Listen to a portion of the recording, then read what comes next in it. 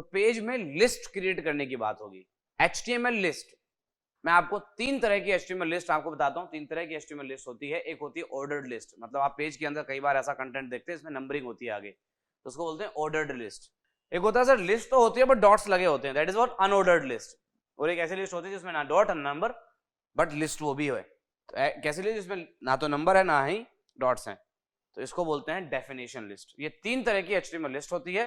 मैं आपको एक HTML पेज में इन तीनों तरह की लिस्ट और इनके अंदर में आने वाले सारे फीचर्स बताता हूँ वन बाय वन। ठीक है, सबसे पहले बात करेंगे ऑर्डर्ड लिस्ट। ओके, तो यहाँ पर मैंने एक पेज HTML का ओपन करा है और वहां पर मैं आपको ऑर्डर्ड लिस्ट पढ़ाने जा रहा हूँ। तो जो पहले लिखा हुआ है सब हटा दिया मैंने, and I will write the code for you. तो मैंने हेडिंग और यहाँ पे सब हेडिंग है, welcome to my page the heading and ordered list the sub heading. तो अभी तो आप ये आउटपुट देख रहे हैं। अब यहाँ एक लिस्ट बिल्ड होगी और उसको क्रिएट करने के लिए मैं यूज करूंगा, क्योंकि मैं ऑर्डर्ड लिस्ट बना तो मैं OL लिखूंगा। OL मतलब ordered list, O for order, L for list. और उसके बाद जो आइटम्स आपको लिस्ट में चाहिए उनको बोलते हैं लिस्ट आइटम, LI मतलब लिस्ट आइटम। और यहाँ मैंने लिख दिया एक HTML। अब मैं यहाँ 4 चीजें लिखूंगा, HTML, CSS, जैसे कुछ भी लिख दो तुम्हारा मन, JS, jQuery, बस। अभी तुरंत आउटपुट देखोगे तो आपको ये देखने को मिल रहा है 1 2 3 4 ऐसे। कैपिटल कर देता हूँ क्योंकि कोई भी एक वर्ड नहीं है, ये सब अलग अलग शॉर्ट फॉर्म्स है। JS मतलब जावास्क्रिप्ट, JQ मतलब जावास्क्रिप्ट क्वेरी, तो अच्छा लगेगा। और कुछ copy paste, Ctrl+C Ctrl+V। LI list item मतलब जो लिस्ट में वैल्यूज चाहिए उनके लिए। और OL ये बता रहा है कि वो ऑर्डर्ड है, वो नंबरिंग जो आई है वो OL के थ्रू आई है। एक लिस्ट बनानी आ रही है। अब ऑर्डर्ड लिस्ट में और क्या क्या ऑप्शंस हैं, ऑर्डर्ड लिस्ट में क्या क्या कर सकते हैं वो बताता हूँ। जैसे बाय डिफॉल्ट आपके सामने एक नंबरिंग आ रही है, आप यहाँ पर लिख सकते हैं OL में टाइप, और टाइप में लिख दीजिए आपने A। तो अब यहाँ पर जो है अल्फाबेट्स आएंगे, A 1 2 3 की जगह आएगा ABCD। ये कैसे आ गया, टाइप लिखने से आता। अब टाइप में हमारे पास 5 ऑप्शन है। 1 लिखोगे तो 1 2 3 आएगा, कैपिटल लिखोगे तो कैपिटल में आएगा, भाई 3 हो गए। आई अगर लिख दिया, आई 5 ही ऑप्शन है और कोई है नहीं, चौथा ऑप्शन आई लिखोगे तो ऐसे रोमन में नंबरिंग आएगी, रोमन में सुना ना 1 2 ऐसे रोमन में आएगा। और अगर इसी आई को कैपिटल में लिखोगे द 5th ऑप्शन, तो रोमन कैपिटल में आएगा और कुछ नहीं। तो सारे ऑप्शन समझ में आए। बाय डिफॉल्ट टाइप 1 होता है, बाकी आप टाइप ABCD सारे ऑप्शंस हैं। HR तो बस इस लाइन के लिए कर रहे हैं, इसका लिस्ट से कोई लेना देना नहीं। ये लाइन थोड़ी अच्छी लग रही, लिखा दी, HR हटा दो तो लाइन नहीं आएगी। अगर एक लाइन चाहिए पेज में कभी तो HR यूज करते हैं। अब यहाँ पर जो टाइप आई लिखा हुआ है उससे रोमन आ रहा है, 1 लिखूं तो 1 2 3 4 आएगा। अब 1 2 3 4 में मेरे को चाहिए कि सर मैं चाहता तो हूँ कि नंबरिंग आए, लेकिन नंबरिंग 10 से स्टार्ट हो, मतलब 10 11 12 है। तो आप साथ में एक एट्रीब्यूट और लगा सकते हैं, स्टार्ट 10 12 15 जो चाहिए लिख दो। अगर स्टार्ट 10 लिख दिए तो 10 से स्टार्ट करेगा नंबरिंग, मतलब आप वेरी कर सकते हैं।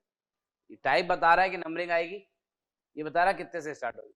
ऐसा अल्फाबेट में भी है, अगर आप चाहते हैं कि जो अल्फाबेट वाला है वो G से स्टार्ट हो, G से, तो क्या लिखेंगे, टाइप A और स्टार्ट G। लिखा नहीं आया, A आ रहा है तो नहीं आएगा ना, बोले ना हम।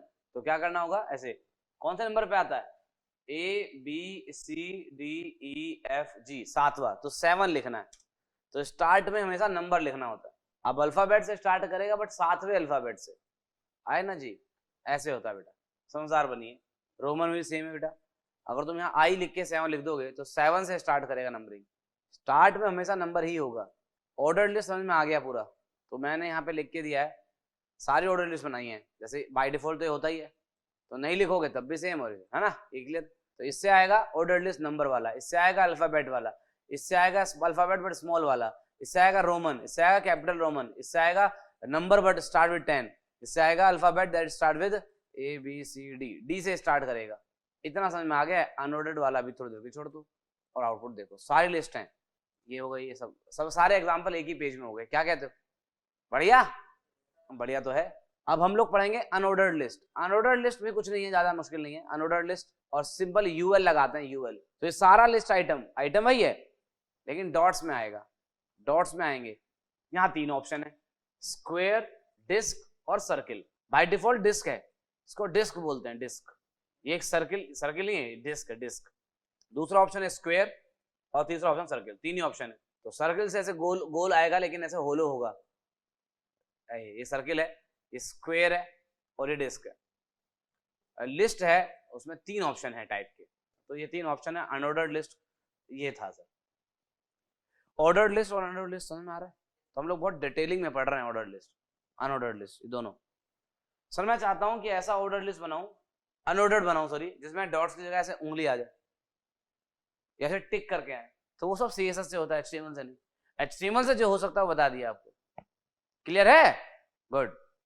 डेफिनेशन लिस्ट, डेफिनेशन लिस्ट के लिए लगता है DL, और उसके अंदर के डेटा को LID बोलते हैं DD, definition data, DL DD और DT, डेफिनेशन टाइटल भी होता है इधर।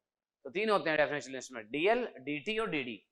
ऐसे लिखना है, आपने लिख दिया DL, अब DL में ये हो गया टाइटल, DT HTML, और उसके अंदर आएंगे दो DD है, फिर एक टाइटल, फिर दो DD, फिर एक टाइटल, फिर दो DD। आउटपुट देख के समझ में आ जाएगा। तो ये बना दिया आप, तो ये DT है, ये DD है, DT DD DT DD, और ये सारा क्या DL है, डेफिनेशन लिस्ट। तो डेफिनेशन लिस्ट जब बनता है तो ये इस तरह की रिक्वायरमेंट को फुलफिल करने के लिए बनता है, और उसका लिखने का जो सिंटैक्स है वो ये रहा। तो पूरा DL, इसमें DT DD DT DD DT DD, और आप इसे कितना भी बड़ा लिस्ट ऐसे बना सकते हैं। ओके।